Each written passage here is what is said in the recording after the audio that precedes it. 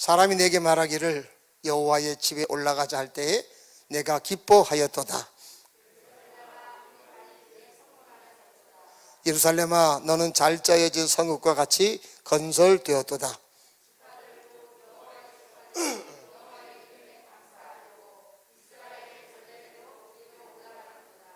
거기에 심판의 보좌를 두셨으니 곧 다윗의 집의 보좌로다.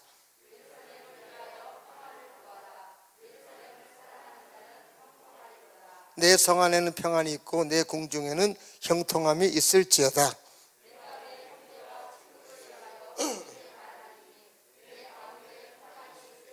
같이 읽습니다. 여호와 우리 하나님의 집을 위하여 내가 너를 위하여 복을 구하리로다.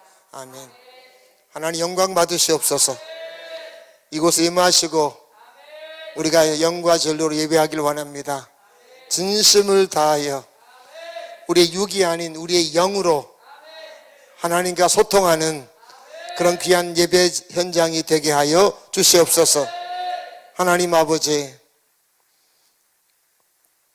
예배가 형식이 되지 않게 하시고 예배가 즐거움이 되게 하시고 예배를 통해서 하나님 기뻐하시는 그런 귀한 시간 되기를 원합니다. 하나님 말씀을 함께 나눌 때 성령님께서 말씀하여 주시옵소서. 예수 이름으로 기도합니다. 아멘. 자, 고백합니다. 하나님 사랑합니다. 하나님 멋지십니다. 지난주 암송구절 한번 읽어보겠습니다. 같이 읽습니다. 시작. 수고하고 무거운 짐진 자들아 다 내게로 오라. 내가 너희를 쉬게 하리라. 나는 마음이 온유하고 겸손하니 나의 멍에를 메고 내게 배우라. 그리하면 너희 마음의 쉼을 얻으리니. 아멘. 수고하고 무거운 짐을 진 우리 보고 주님께 오면 마음의 쉼을 주시겠다. 그래서 와서 우리 삶을 맡기면 주님이 우리의 멍에를 한꺼번에 져주시겠다. 그리고 우리 삶에 여러 가지 문제가 있을 때는 주님 앞에 잘 배워서 그 문제를 해결받아라 하는 것이 지난주 우리 주님 우리에게 알려주셨던 말씀입니다. 새해가 되면요, 보통 목표를 정합니다. 민성이 같은 경우는 학생이니까 목표를 정할 거 아니겠어요, 그죠? 새해는 내가 성적을 이렇게 잡겠다. 목표를 세웁니다.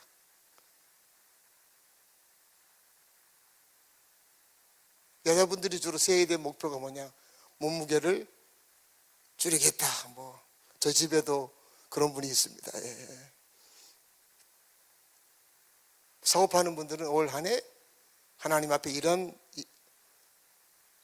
사업을 많이 해서 하나님 앞에 11절을 또 많이 드리고 싶다. 이런 나름대로 목표를 세웁니다. 좋은 거잖아요. 여러분, 그런데 하나님이 진짜 원하시는 목표는 다른 거예요. 오늘 이제 말씀을 보시면 하나님이 우리에게 가져야 될 목표, 새해가 되어서 가져야 될 일상의 목표를 좀 세우라는 거예요. 그게 뭐냐라고 하면 우리 한번 1절의 말씀 볼게요. 1절의 말씀. 자, 같이 한번 읽습니다. 시작. 사람이 내게 말하기를 여호와의 집에 올라가자 할 때 내가 기뻐하였도다. 이 말씀은 다윗이 기록하는데, 다윗이 예루살렘에서 멀리 떨어져 있었는데 어떤 사람이 자기한테 와서 얘기를 했어요. 어디로 올라가자 그랬어요? 여호와의 집 성전으로 가보자 이렇게 말할 때 자기 마음이 어땠다고요? 기뻤다는 거예요. 그래가지고 그가 그 사람과 더불어 예루살렘으로 걸어서 가는 거예요. 성전이 있는 곳으로 걸어서 가게 됩니다. 그랬더니 2절 3절 볼까요? 자, 같이 한번 읽습니다. 시작. 예루살렘아 우리 발이 내 성문 안에 섰도다. 예루살렘아 너는 잘 짜여진 성곽과 같이 건설되었도다. 2절에 보시면 막 이제 걸어서 이제 예루살렘에 도착해서 항상 예루살렘에는 동문, 서문, 남문, 북문 문이 있잖아. 성을 지키는 문이 있어서 그 문을 열고 이렇게 딱 들어가서 예루살렘 안에 발을 딱 서 있어요. 딱 서는 순간에 3절에 뭐라 말하냐면 예루살렘아 건물을 보면서 야, 참 건물들이 잘 지어졌구나. 이렇게 그가 감탄을 한다는 거예요. 그 2절을 보시면 우리 한번 그 킹제임스역으로 보면 이게 됩니다. 오 예루살렘아 우리의 발이 내 성문들 안에 서리라. 그러니까 예루살렘 성에 들어와서 발을 딱 대는 순간에 이 안에 막 뭐가 있냐면 설레임이 있는 거예요. 설레임 눈으로 건물을 보니까 그렇게 건물이 멋져 보이는 거예요.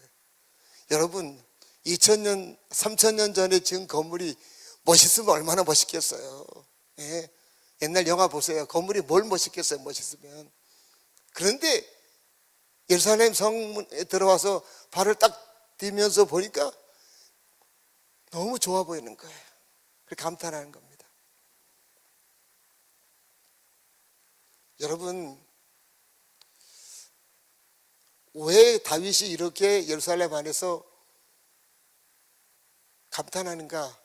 이유는 하나입니다. 하나님에 대한 설레임 때문에 그런 거예요. 예루살렘에는 성전이 있잖아요. 성전에는 지성소가 있고 지성소에는 하나님이 함께 계시잖아요.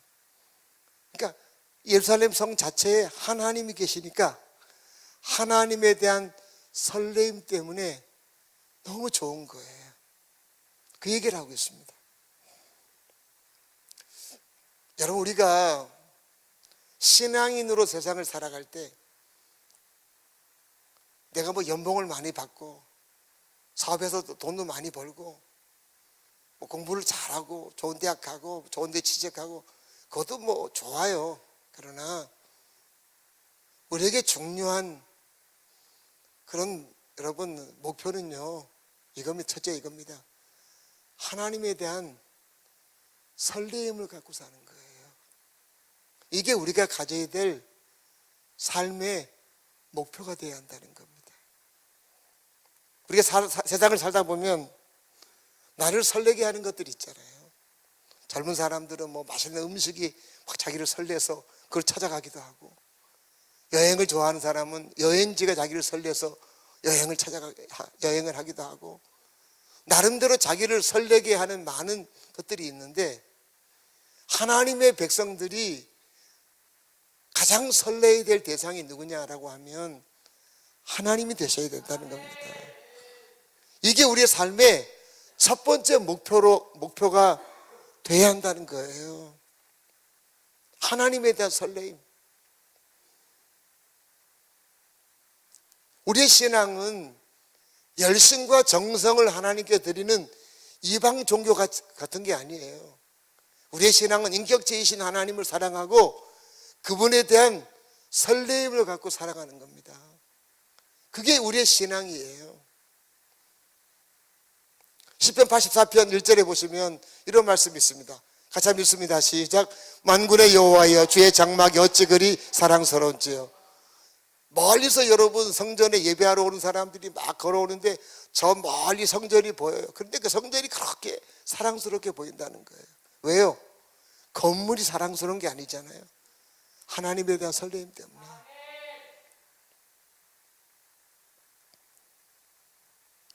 여러분 어떠세요?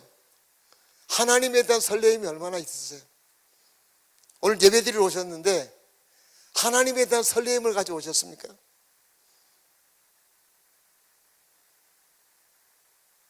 여러분 그런 얘기를 많이 해요. 처음 내가 예수 믿을 때는 하나님에 대한 설레임이 많았지. 그때는요 막 좋아가지고 뭐 늘 예배당 하루에 한 번씩 드나들고 그냥 좋아서. 그런데 어느 날 시간이 흐르면서 하나님에 대한 설렘이 사라져 버리는 거예요. 뭐 20년 믿어 30년 믿어봐 하나님의 설렘이 뭐 어떻게 있을 수 있어. 그건 옳은 말이 아니잖아요.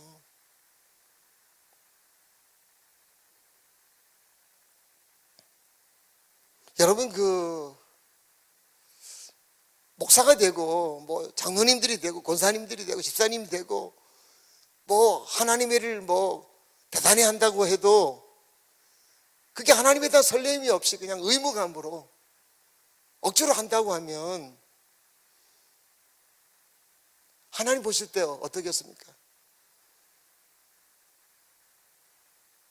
가정에서 아이들을 위해서 밥을 해주는데 내가 먹으면 식구들이 기쁘게 잘 먹겠지 그래서 즐겁게 하는 거하고 그냥 의무감을 어쩔 수 없이 하는 거하고는 이건 다르죠. 다르잖아요.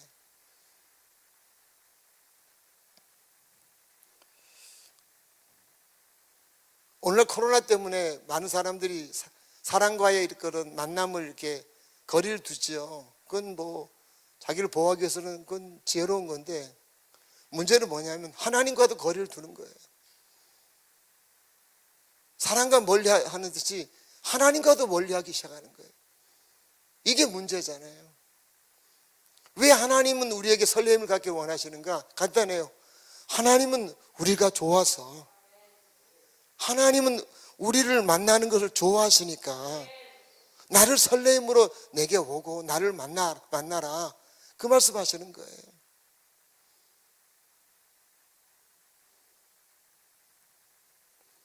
저도 여러분 목사지만 늘 그런 질문을 해요.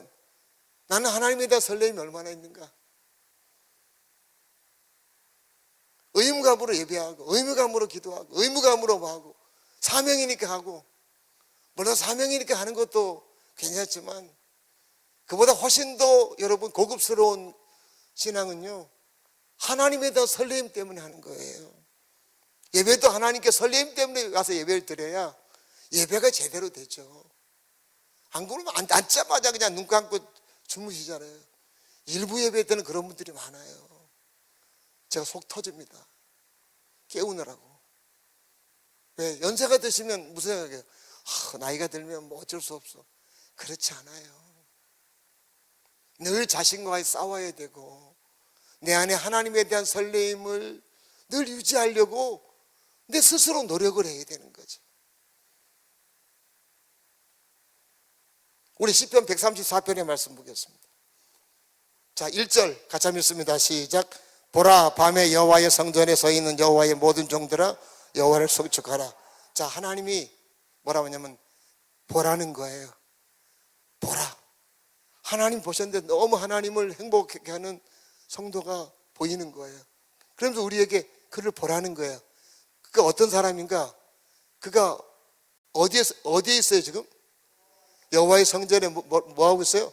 서 있잖아요. 언제? 밤에. 이 성도는 누군지 몰라요. 무명의 성도지만 하루 일과를 마치고 하나님에 대한 설레임 때문에요, 성전까지 걸어서 올라와서 여호와의 성전, 그러니까 지성소가 있고 성소가 있고 그 앞에 뜰, 우리는 의자에 앉아 있지만 거기는 의자가 없어요. 그냥 거기 서 있는 거예요. 얼마나 몸이 하루 종일 피곤했겠어요. 얼마나 힘들었겠어요. 올라오는데 얼마나 헐떡이겠어요. 빛도 없어요. 그러니까 호롱불 들고 이렇게 그냥 여러분 성전까지 걸어서 오는 거예요. 그게 힘들고 어렵다는 생각이 들지 않아요. 왜? 하나님에 대한 설렘 때문에. 그래서 하나님의 성전 앞에 서 있는 거예요. 하나님에 대한 설렘 때문에. 하나님이 그런 성도를 보시는 거예요. 야, 네가 나를 향한 설렘을 가지고 나한테 왔구나. 그러면서 우리에게 이런 성도를 보라는 거예요. 우리 보고 이런 모습이 되라는 거예요. 그가 뭘 하고 있냐면 여호와 성전에 서서 여호와를 뭐 하고 있어요? 송축 찬양하고 혼자 서서 찬양합니다. 2절에 보시면 성소를 향하여, 하나님을 향하여 손을 들고 여호와를 송축하고 있어요. 그런 것처럼 너희도 그렇게 하라, 그 얘기를 하는 거예요. 혼자 서가지고. 여러분, 그 팔레스타인은 밤에는 온도가 많이 떨어져요. 그러니까 날씨 굉장히 추워요. 그럼에도 불구하고 혼자 서가지고 하나님을 막 찬양하는 거예요, 손 들고. 하나님이 너무 좋으신 거예요. 왜 그가 그렇게 피곤한데도 왜 와서 그렇게 하느냐? 하나님에 대한 설렘 때문에. 그러면서 하나님이 3절에 뭐라 말씀하냐면 천지를 지으신 여호와께서 시온에서 내게 뭘 주시겠다고요? 복을 주실지어다. 여러분,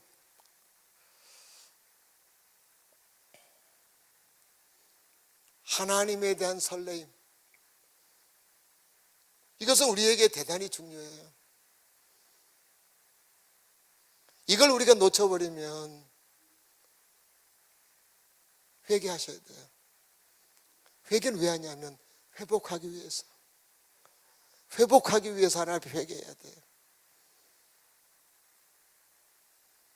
하나님이 너무 좋아서, 그래서 하나님에 대한 설렘 때문에 하나님을 가까이 하고 하나님의 앞에 서서 하나님을 혼자서 찬양해요. 음이 다 틀려도 괜찮아요. 하나님은 그 소리를 듣고 너무 좋아하시는 거예요. 내가 보고 싶어서 왔구나. 여러분, 한번 오늘 예배를 드리시면서 자신을 한번 돌아보세요. 내 안에는 하나님에 대한 설렘이 얼마나 있는지. 직분 때문에 의무감으로 하나님 앞에 행하고 있지는 않은지.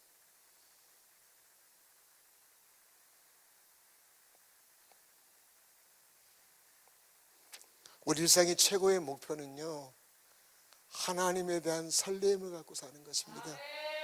이게 우리가 가져야 될 최고의 목표가 되어야 돼요. 저는 오늘 새벽에 나가서 혼자 기도하면서 그런 게 하나님, 나 목이 너무 안 좋아서 나 큰 소리로 찬양 부르고 싶고 큰 소리로 좀 말씀을 전하고 싶다고요. 그랬어요. 제가 목이 안 좋아서 큰 소리로 찬양을 못하니까 너무 힘든 거예요. 또 이게 말씀을 전해야 되는데 이게 소리를 크게 내면 또 이게 안에 문제가 생기니까 그게 너무 힘들어. 제가 오늘 새벽에 그게 돼서, 하나님, 내가 큰 소리로 찬양 부르고 싶다고, 큰 소리로 하나님 앞에 하나님 말씀을 전하고 싶다고.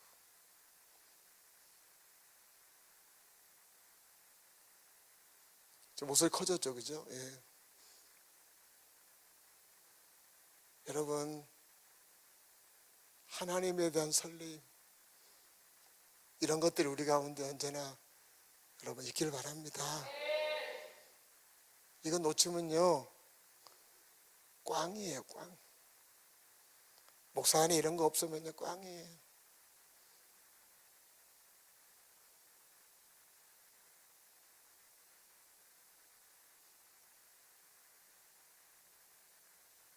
여러분, 그냥 의무감으로, 부부가 의무감으로 살아봐요. 얼마나 사는 게 힘들어요.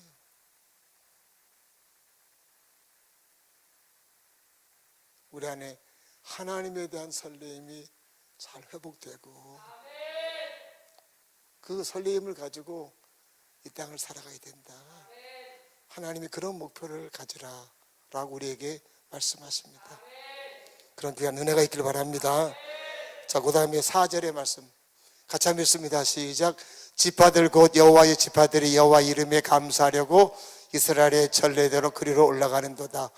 여러분, 성전에는 많은 지파들이, 많은 12지파 사람들이 성전에 올라갑니다. 여기 보면 그들이 올라가는 목적이 뭐예요? 여호와 이름에 뭐 하려고? 감사하려고. 우리가 가져야 될, 여러분, 삶의 목표 중에 하나는, 둘째는 이겁니다. 뭐냐? 내가 하나님께 감사하며 살겠다 하는 것입니다. 하나님께 감사하며 살겠다.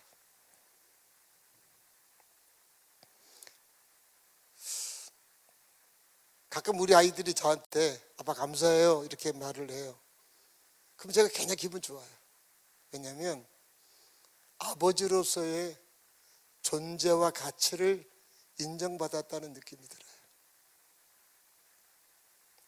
우리가 하나님 앞에서요, 하나님 감사합니다, 진심을 다해 고백한다는 것은 왜 중요하냐면 하나님 자신이 그 말을 듣고 싶어 하시고 하나님의 존재와 가치, 아버지로서 인정받는 그런 것이기 때문에 하나님은 우리를 통해서 감사하다는 표현을 받고 싶어 하세요.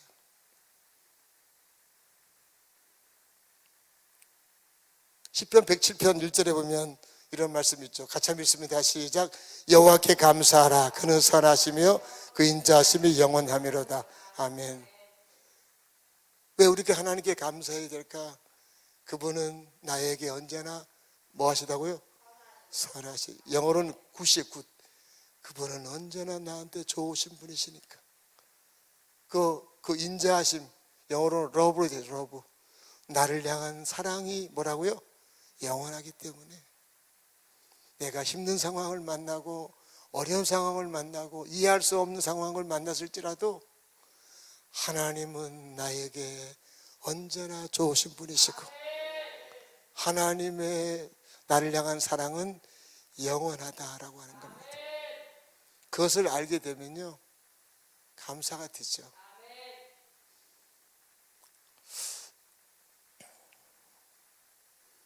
우리가 삶을 뒤돌아보면 하나님의 인도와 하나님의 보호하심과 하나님의 공급하심과 돌보심과 막막했을 때 하나님이 빛을 비춰주셨던 그런 경우들이 얼마나 많습니까? 저도 새벽에 기도하면서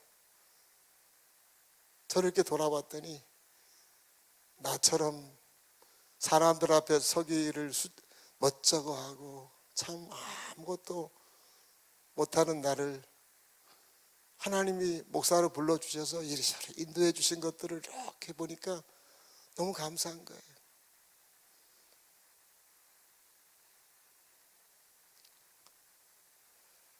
여러분, 우리가 한평생 살면서 하나님께 감사하며 사는 것이 우리의 목표가 되어야 합니다.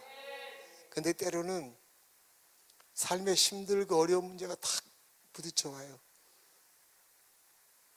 내가 감당하기 어려운 그런 역경들이 우리 가운데 밀려오면 감사가 나옵니까? 안 나옵니까? 안 나와요. 저도 안 나오더라고요. 머리로는 감사해야 되는 걸 아는데 마음에서 안 나와요. 뭘 하나님께 기대를 했는데 그 기대감이 산산조각이 났을 때 하나님에 대하여 서운함과 실망감 이런 것이 생기니까 감사가 잘 나오지 않아요. 참 힘들더라고요. 감사해야지. 그런데도 내 앞에 있는 그런 문제들이 너무 커 보이고 하나님이 뭐 하시는가 하는 그런 서운함이 그렇게 많이 밀려오니까 감사가 잘 안 되더라고요. 저는 막 어려운 문제를 만났는데도 하나님 감사합니다 라고 말하는 분을 한 번도 본 적이 없어요. 왜? 그게 사람이에요. 감사 안 돼요. 근데 어떤 분들은 그 문제에 묶여가지고 1년이 가기도 하고 2년이 가는 분들도 있지만 어떤 분들은 일주일 안에 한 달 안에 그 문제에서 벗어난 분들도 있어요. 그래서 감사함으로 바뀌어지는 분들이 있어요. 우리가 살다 보면 어려움도 있죠. 여러분, 어려움을 계속 묵상하게 되면 우리는 계속 그 문제에 묶여서 감사를 놓치게 됩니다. 나를 가장 힘들게 만드는 존재는 누구냐? 내 자신이에요. 근데 여러분, 우리가 어렵고 힘든 문제를 만나서 처음에 하나님께 서운하고 마음에 너무 낙심이 되고 마음에 절망이 밀려오고 충분히 처음에는 당연히 그러는 거예요. 그런데 이게 오래가면 안 된다는 거죠. 그럴 땐 어떻게 되냐면 아까처럼 하나님 말씀을 묵상하셔야 돼요. 여호와께 감사하라. 그분은 나한테 참 좋으신 분이시니까. 하나님은 나를 사랑하고 계시지. 내가 비록 이렇게 막 힘든 문제 때문에 고통을 받고 어렵지만 하나님은 나를 사랑하시지 라고 하는 그런 하나님 말씀 묵상하다 보면 그런 마음이 내 안에서 막 일어나기 시작하는 거예요. 그러면 우리가 서운함과 불평과 원망과 이런 데서 서서히 빠져나오기 시작합니다. 그래서 어느 날 하나님 앞에 감사하는 그런 모두가 된다는 거예요. 저는요, 저도 목사지만 제가 힘든 문제를 많이 만나고 어려움을 겪을 때마다 때로는 기대했던 대로 어떤 것들이 진행이 안 될 때마다 순간적으로는 마음이 그냥 푹 눌림이 와요. 티를 안 내려고 노력하는데 제 안에 너무 힘든 거예요. 그럴 때마다 저는 항상 성경을 펴놓고 묵상하는 말씀이 있어요. 시편 118편의 말씀인데 이거 한번 볼까요? 한번. 여호와는 뭐라고요? 내 편이시라. 7절에도 뭐라 말씀해요? 여호와께서 내 편이 되신다. 저는 이 118편 6절과 7절을 참 좋아해요.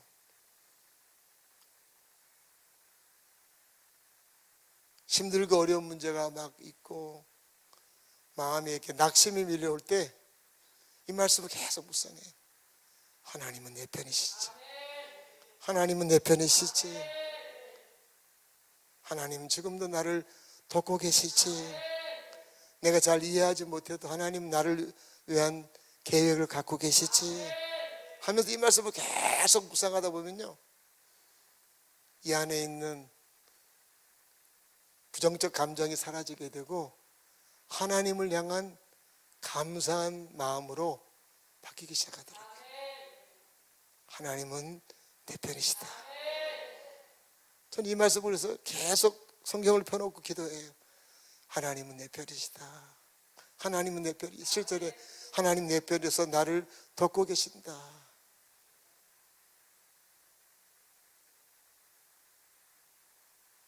하나님 행하시는 것을 내가 볼 것이다. 그러면서 제가 계속 이거 묵상해요. 그러다 보면 이 안에 변화가 일어나요. 변화가.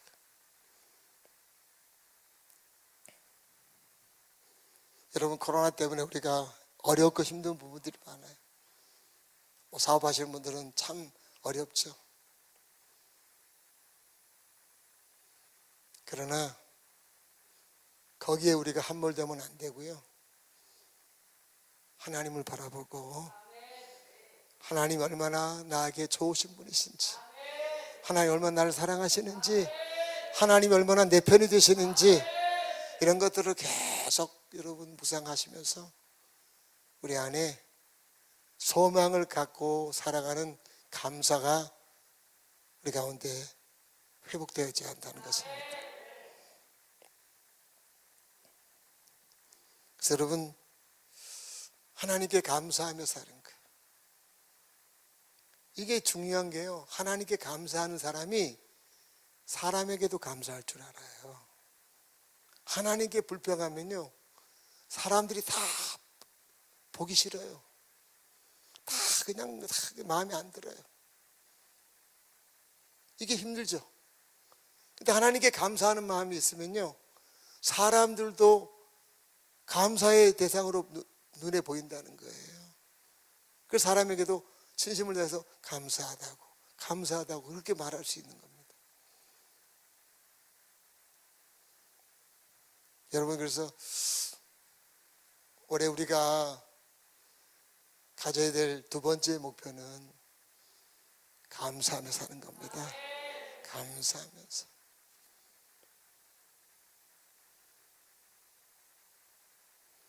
그런 귀한 은혜가 있길 바랍니다. 자, 세 번째는 뭐냐? 우리 한번 6절의 말씀을 한번 볼까요? 6절의 말씀 같이 한번 읽습니다. 시작.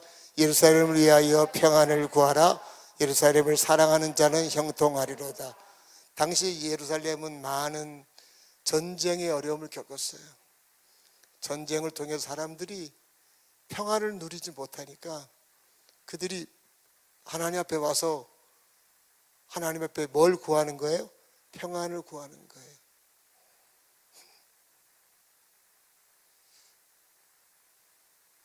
여러분, 예수님께서도 성전에 대해서 뭐라 말씀하냐면 만민이 뭐하는 집이라 그랬어요? 기도하는 집이라 말씀했어요. 우리가 가져야 될 세 번째 목표는 내가 하나님께 구하며 사는 사람이 되겠다 하는 겁니다. 뭐 하며 살겠다고요? 구하면서 살겠다는 거예요. 하나님 앞에 구하며 사는 사람이 되겠다는 거예요. 여러분, 우리가요, 내가 어떤 존재인지 내 한계를 깨닫고 내 연약함과 부족함을 깨달으면 하나님께 구할 수밖에 없어요. 우리 힘으로 할 수 있는 게 별로 없잖아요. 그러니까 하나님 앞에 자꾸 구하는 사람이 어떤 사람이냐? 신앙의 정체성을 갖고 있는 사람이고, 하나님이 나의 공급자다, 나는 하나님으로부터 받아야만 사는 존재다 하는 것을 아는 겸손한 사람입니다. 교만함이 들어가면 하나님께 구하지 않습니다. 왜? 내 힘으로 사니까.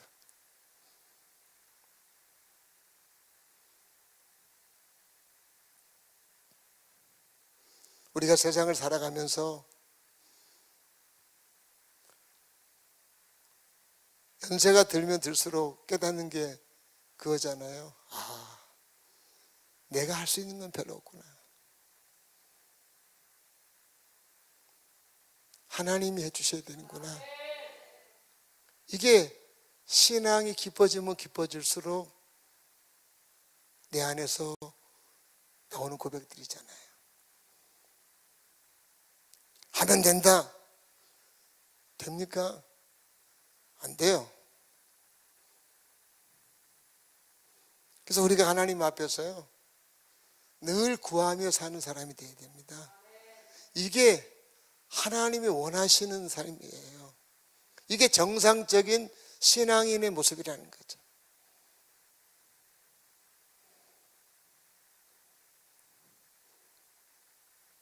우리는 주님께 구하여 주님으로부터 받았던 많은 경험들을 갖고 있어요.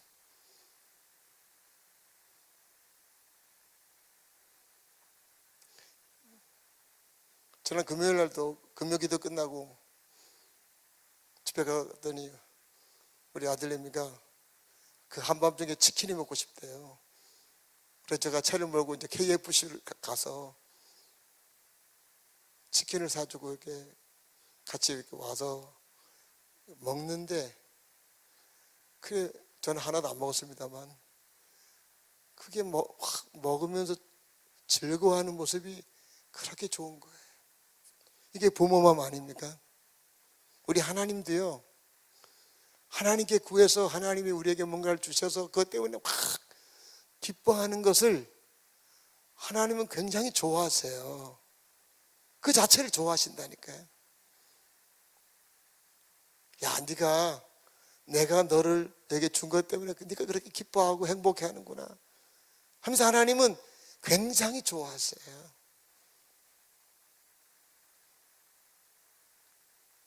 그래서 너 나한테 많이 구해.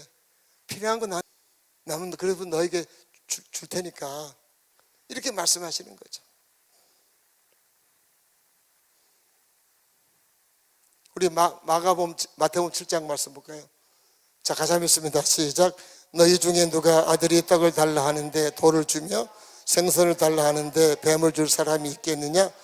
너희 악한 자라도 좋은 것으로 자식에게 줄 줄 알거든 하물며 하늘에 계신 너희 아버지께서 구하는 자에게 좋은 것으로 주시지 않겠느냐? 아멘. 하늘에 계신 아버지는 우리에게 뭘 주시겠다고요? 좋은 것으로 주시겠다. 좋은 것으로 구하면 주셔서 그것 때문에 우리가 막 기뻐하는 모습을 보고 하나님은 행복해 하신다는 거예요.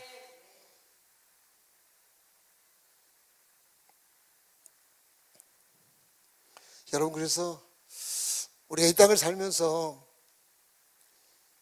늘 하나님 앞에 구하는 자세를 취해야 됩니다. 직장에서도 필요한 것을 구하고, 학교에서도 필요한 것을 구하고, 가정에서도 필요한 것을 구하고, 늘 삶 가운데 하나님 앞에 하나님 이게 필요합니다. 하나님 지혜가 필요합니다. 하나님 이런 돈이 좀 필요합니다. 하나님 좀 사람이 필요합니다. 하나님 건강이 필요합니다 하면서 하나님 앞에 필요한 것을 구하라는 거예요. 그게 하나님이 기뻐하시는 성도의 삶이라 하는 것입니다. 그래서 여러분, 우리가 한 주 동안 이른비 기도회를 하는데 이거 그냥 교회에서 하는 행사처럼 넘어가지 마시고요. 근처에 있는 분들은 꼭 하루에 한 번씩 오실 수 있는 분들은 오셔서 하나님 앞에 꼭 기도하십시오. 구하십시오. 멀리 계신 분들은 못 오니까 멀리 계신 분들은 꼭 집에서 꼭 하나님께 구하십시오. 이게 우리 안에 좋은 습관이 돼야 돼요. 습관이. 그래서 삶의 목표 중에 하나는 뭐냐? 늘 하나님께 구하며 사는 삶. 내가 늘 구하며 살겠다. 저도 큰 목소리로 오늘 말씀을 전하게 해달더니 구했더니 하나님이 지금까지 안전합니다. 아이고, 얼마나 감사하지.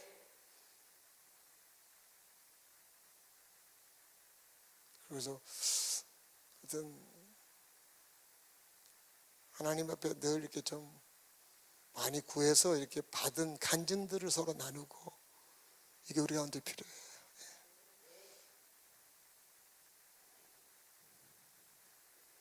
존 파이퍼 목사님이 쓴 글에 보면 이렇게 얘기합니다. 자기가 차를 몰고 가는데 옆에 슈퍼맨을 태웠대. 슈퍼맨 태워서 가다가 갑자기 차가 웅덩이에 빠졌어요. 우부파인 곳에 빠져 차가 안 나가니까 혼자 나가가지고 막 차를 막 빼려고 노력하는 이런 바보가 누구냐? 기도하지 않는 사람이라는 거예요. 슈퍼맨이 탔으면 누구한테 빼달라고 얘기해야 돼요? 슈퍼맨한테 빼달라고 얘기하면 금방 빠지는데, 그것도 모르고 혼자 가서 낑낑 매면서 애쓴다는 거예요. 이게 하나님 앞에 구하지 않는 성도의 모습이라 하는 겁니다.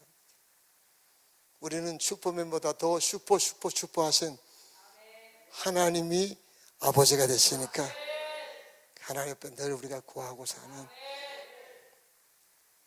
그런 귀한 여러분 은혜가 있기를 바랍니다. 마지막으로 우리 8절의 말씀. 자, 같이 한번 읽습니다. 시작. 내가 내 형제와 친구를 위하여 이제 말하리니 내 가운데 평안이 있을지어다. 자, 이거 보면 형제와 친구를 위해서 친구에게 뭐라고 말을 해요? 네 가운데 평안이 있을지어다, 이렇게 말해요. 이 말은 이겁니다. 여러분, 우리 가져야 될 네 번째 목표는 뭐냐? 축복하는 사람으로 살겠다 하는 거예요. 축복하는 사람으로 살겠다. 여러분, 하나님은 우리가 다른 사람을 축복하는 사람으로 세상에서 살기를 원하세요. 여러분, 창세기 1장에 보시면, 1장 볼까요? 보시면 하나님이 자기 형상과 하나님 형상대로 사람을 창조하셨어요. 창조한 다음에 바로 하나님이 하신 일이 뭐예요? 그들에게 뭘 주셨어요? 복을 주셨다는 거예요. 하나님은 복 주기를 좋아하시는 분이세요. 또 민수기 보고, 민수기 여기 보시면, 민수기 6장에 보시면 23절에 보세요. 같이 한번 읽어볼까요? 시작. 아론과 그의 아들들에게 말하 이르기를 너희는 이스라엘 자손을 위하여 이렇게 축복하여 이르되. 자, 아론과 그의 아들들은 직분이 뭐예요? 제사장이죠. 제사장들에게 이스라엘 자손을 위해서 뭐 하라는 거예요? 축복하라는 거예요. 축복해 주라 하는 거예요. 그 다음에 24절 볼까요? 자, 하나님은 어떤 분인가? 24절. 여호와는 너에게 뭘 주기를 원하세요? 복을 주기를 원하시고, 또 우리를 뭐 하기를 원하세요? 지켜주기를 원하시고, 25절에는 뭐라죠? 그의 얼굴 내게 비춰서 은혜 베풀어 주시기를 좋아하시고, 26절에는 뭐라 말씀하세요? 평강 주시기를 좋아하시는 하나님이다 하는 거예요. 평강과 은혜와 이게 다 복의 한 내용들을 말하는 거예요. 하나님은 우리에게 복 주기를 원하시는 분이세요. 여러분, 예수님께서는 제자들을 세상에 전도하러 파송하셔서 각 집에 들렀을 때 들어가자마자 무슨 말 하라 그랬어요? 평안이 있을지어다. 축복하라는, 축복의 말을 하라는 거예요. 그 사람이 믿는 사람이든 안 믿는 사람이 간에 그를 축복해 주라는 거예요. 여러분 주일날도 예배 드리면 맨 마지막 예배 순서가 뭐예요? 순서가 뭐예요? 축복기도, 축복기도. 왜? 하나님은 우리에게 복 주시길 원하시니까. 이게 하나님의 마음이세요. 그러니까 하나님께서는 하나님의 사람들을 세상에 여러 사람들 곁에 세워놓고 그 사람들에게 축복하기를 원하신다는 거예요. 축복의 사람으로 우리를 세웠다는 거예요. 가장 중요한 게 뭐냐? 말로 축복하는 거예요. 말로 축복하는 거예요.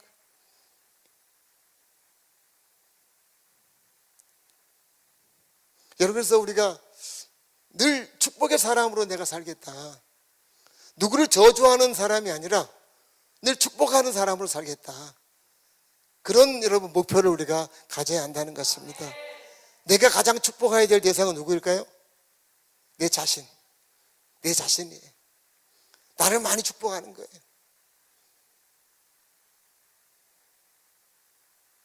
여러분, 우리 자신을 많이 축복할 수 있기 바랍니다. 내 자신을 많이 축복하셔야 돼요. 왜? 나에게는 내가 가장 소중하니까. 내 자신을 많이 축복하는 거예요. 이 돌머리야, 이러면 안 되잖아요. 근데 그건 저주하는 말이잖아요, 내 자신. 이 멍청아, 이것도 여러분 저주하는 말이잖아요. 내 자신을 많이 축복하시고, 우리가 만나는 분들을 많이 우리가 축복해야 할 줄 믿습니다. 예. 여러분, 우리가 세상을 살면서요, 누가 나를 만나서 아침에 나를 축복해요. 아, 목사님 진짜 멋지네요. 목사님 믿음의 사람이 한마디로 저 던지고 지나갔어요. 그 말을 여러분 들으면 하루 종일 행복하잖아요. 축복의 말은 사람을 행복하게 만든다고요. 근데 여러분 아침에 그냥 만났는데 무슨 툭 던지는 말이 저주의 말을 해버려요. 하루 종일 힘들어요. 하루 종일 힘들다고요. 절대로 우리가 다른 사람을 저주하고 힘들게 하는 그런 말을 해서는 안 되고, 우리가 축복의 사람을 하나님 앞에 세움 받았기 때문에 가정에서도 우리 식구들을 향해서 늘 축복의 말을 하고, 직장에서 만나는 동료들에게도 늘 축복의 말을 하고, 저도요, 제가 막 힘들고 어려우면요, 목사님들한테 몇 번에 전화하는데 딱 전화하는 대상이 정해져 있어요. 어떤 분한테 할까요? 제가 평소에 저를 축복하는 분한테 전화해요. 그분한테 전화를 하면 그분이 여러 가지로 저를 축복해요. 그러면 제 안에 기쁨이 막 생기죠. 절대로 저를 향해서 삐딱하게 말하는 분한테는 전화 안 해요. 왜? 그 말 들으면 제가 힘드니까. 사람이 그래요. 여러분, 그래서 이 축복의 말이라고 하는 것은 굉장히 중요합니다. 정택기 교수라고 한신대 상담학 교수였던 그분이 쓴 글에 보면 그런 얘기를 해요. 자기는 중학교 다닐 때 고등학교 다니는 누나 친구들이 자기 집에 놀러와서 자기를 보는 순간에 그런 말을 했대요. 야, 너 진짜 못생겼다. 그 말 한마디가요, 여자를 기피하게 됐다는 거예요. 여자가 오면 맨날 돌아가고, 자기는 결혼하면 안 되겠다, 그런 마음을 품었다는 거예요. 그 말 한마디가 수십 년 동안 자기를 힘들게 했다는 거예요.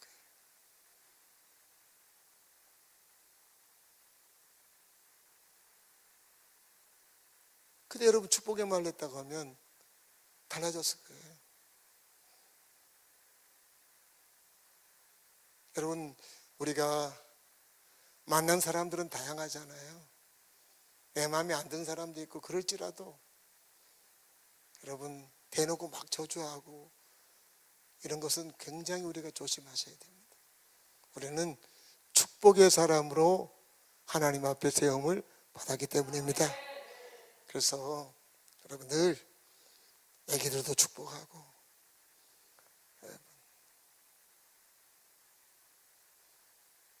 저는 지난 주일날도 이제 첫 예배를 드려서 주일학교 예배 드린 애들을 세워놓고 제가 용돈을 10,000원씩 줬어요. 이렇게 애들이 좋아할까요, 안 좋아할까요?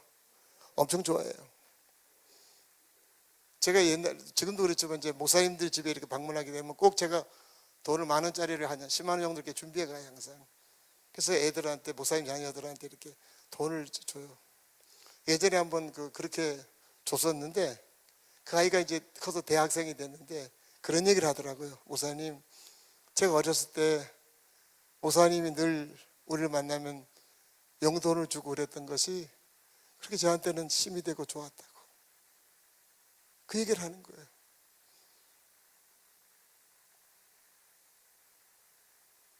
여러분, 용돈을 주는 것도 우리가 사람을 힘내게 만드는 거지만 말로 사람을 축복한다면 얼마나 여러분 힘이 생기겠어요. 그렇잖아요. 힘이 생기겠어요. 그래서 여러분, 우리의 목표 중에 하나는 내가 축복의 사람을 살겠다. 그래서 여러분 꼭 여러분 이런 목표를 정하시고 우리가 그렇게 이 땅을 여러분 살아가야 할 것입니다. 이 4가지 하나님에 대한 설레임과 늘 하나님께 감사하고 하나님께 늘 구하고 늘 사람에게 축복하는 이 4가지의 목표만 잘 정해서 우리가 이 땅을 산다면 잘 사는 거잖아요. 멋있게 사는 거잖아요. 하나님 기뻐하시는 그런 목표고 그런 삶이 된다는 것입니다. 그래서 우리 안에 올 한 해 동안 여러 이 목표를 잘 설정하셔서 이 목표를 대로 잘 실행해 나가는 그런 귀한 모습이 우리 가운데 넘치길 바랍니다. 하나님 감사합니다. 영광을 받으시옵소서. 하나님 우리에게 원하시는 목표가 무엇인가를 하나님께서 우리의 말씀을 통해서 우리에게 알려주셨사오니 아버지 이 목표를 우리 영 안에 마음 안에 잘 담아서 그렇게 한 해 동안 잘 살아갈 수 있도록 하나님 도와 주시옵소서. 감사를 드리며 예수 이름으로 기도합니다. 아멘. 일어서겠습니다.